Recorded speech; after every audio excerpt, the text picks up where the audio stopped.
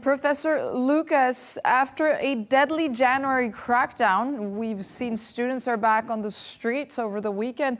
What do these demonstrations tell us about the state of public sentiment in Iran today?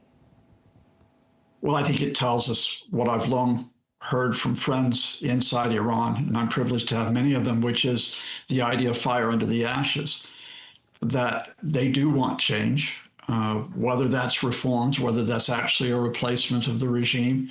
They want more political, social space. They want to be able to live without intimidation, without the fear of being arrested or killed. And despite the regime killing thousands, maybe tens of thousands of Iranians last month, people will still make this known. Now, I must emphasize at this point that these, unlike the protests that started in late December, which started in the markets and in the bazaars, these look like they're just at the university campuses for the moment. It doesn't look like we've got a widespread movement across all sectors of Iranian society like we did have last month.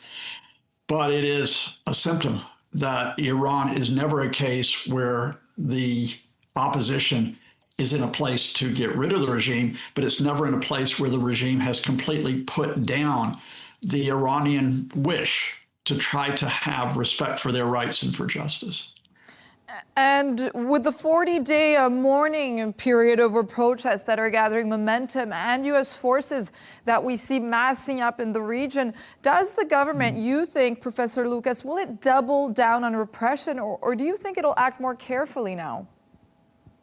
Well, I think the regime made it very clear last month, specifically on January 8th and 9th, after the late son of the Shah, Reza Pahlavi, had called for protest on the streets because he would like to return to power. The regime made clear it's not going to tolerate widespread protest, and it will unleash military force to put this down. No one should be under any illusion of that. At the same time, I think the idea that a U.S. attack on the regime would open up the way for the protesters is badly misguided, because as soon as the U.S. attacks, the regime will try to rally support by going to Iranians and saying, look, we're not your enemy. The U.S. and Israel are. We saw that during Israel's 12-day war last June, when the regime was able to command support and push back protests.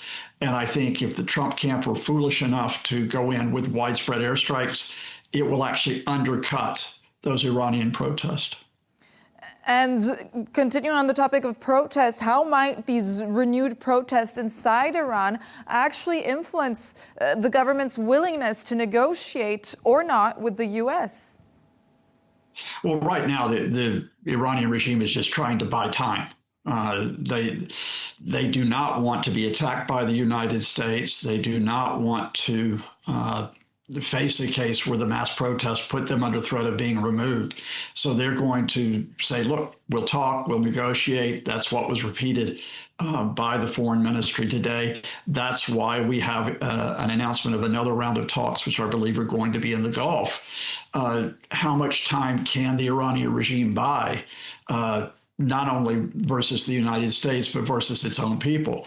I think you go back to the fundamental factor that triggered the mass protest in December, and that's the Iranian economy. Given the plummeting currency, given the high rate of inflation, given the collapses of key banks in Iran, given the mismanagement of the economy, I think if you have another shock, another economic shock that affects many Iranians, that's what will really spur the protest, even with the threat of repression.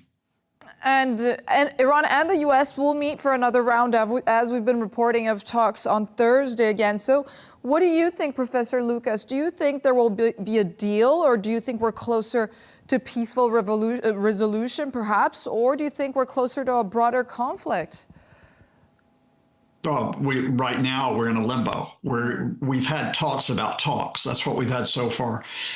Whether or not we have got a defined agenda, that's something I'll be looking for on Thursday. Whether that agenda gets to the heart of issues around nuclear enrichment, around whether or not Iran's ballistic missile program will be discussed, and around verification through the International Atomic Energy Agency, as well as the issue of sanctions. Let's see if those are on the table. I think the Iranians would like to put those on the table. I think they do want to find a way out of this. Is the Trump administration actually going to be willing to come off of the position of zero enrichment? Are they going to insist that Iran has to give up its ballistic missile program or limit it? Because if they do either of those, these talks will go nowhere.